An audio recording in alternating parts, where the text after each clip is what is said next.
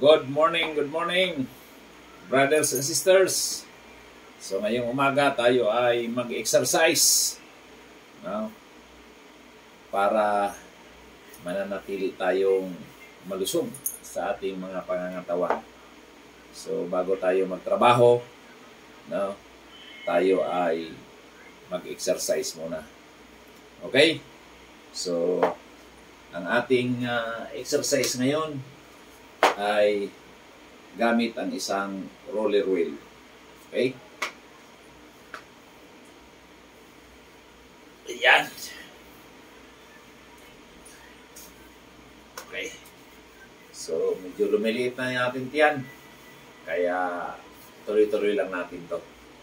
Okay? So, ito ang pag-exercise ko, alternate to. Ngayon, exercise, bukas hindi. So, exercise sa sunod na alternate lang every other day. Okay? So, simula na tayo.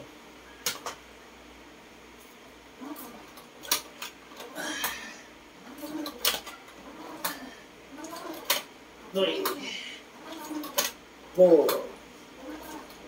5, 6, 7, 8, 9,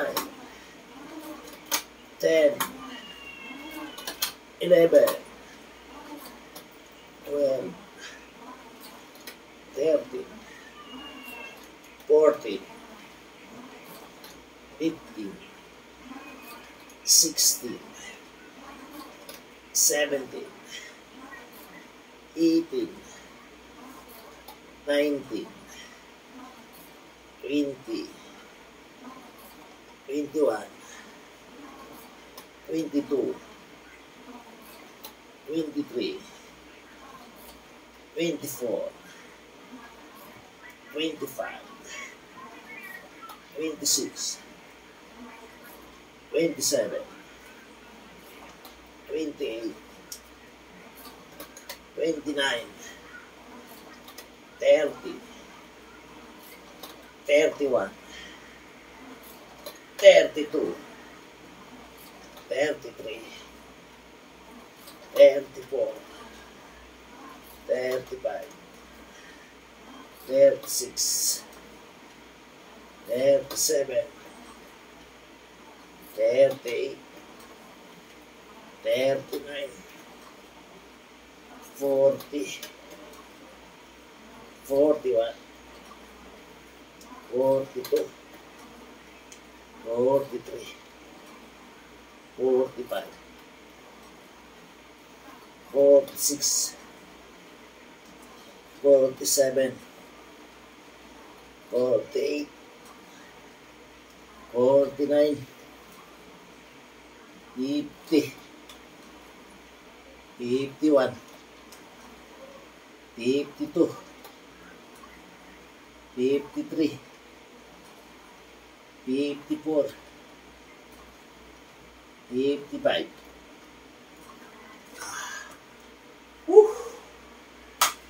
Okay.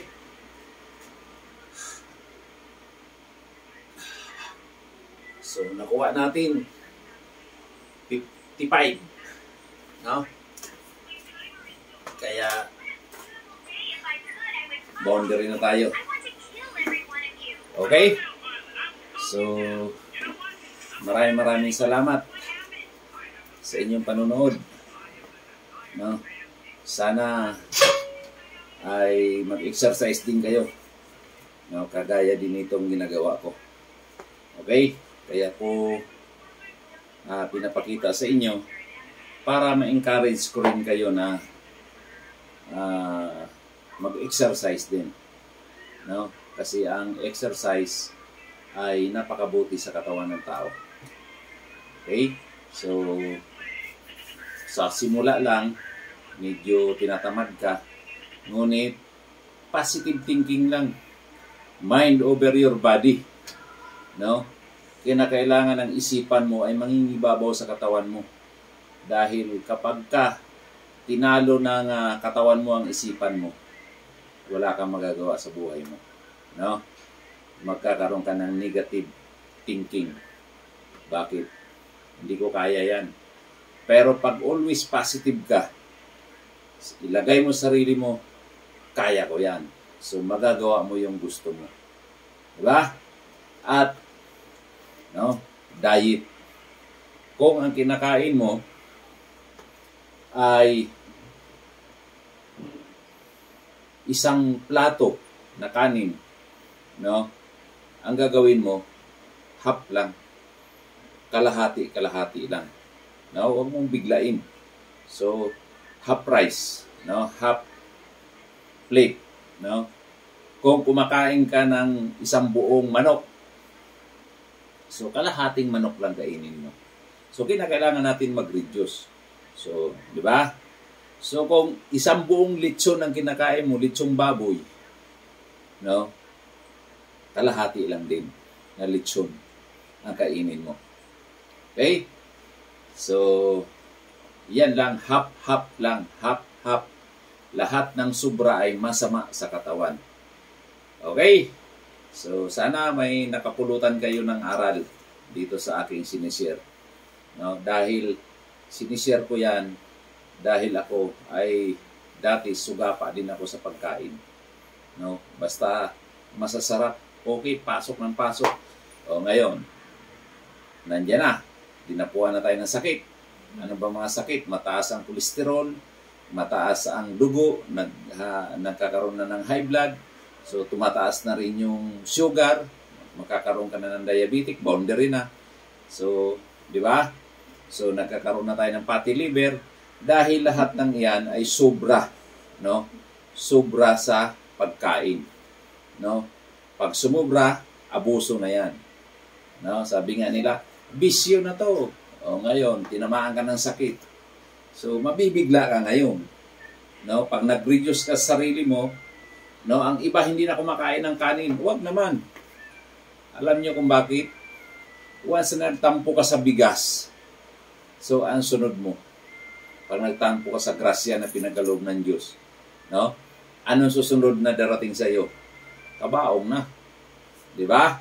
So, kaya, huwag nating itigil kung ano man ang grasya na pinagkaloob sa atin. Huwag lang natin abusuhin. Dahil lahat ng sobra sa katawan, masama. Di ba? Kagaya sa nangyari sa akin. Di ba? Tinamaan ako ng iba't ibang klaseng sakit. Dahil naging abuso ako sa katawan ko. Di ba?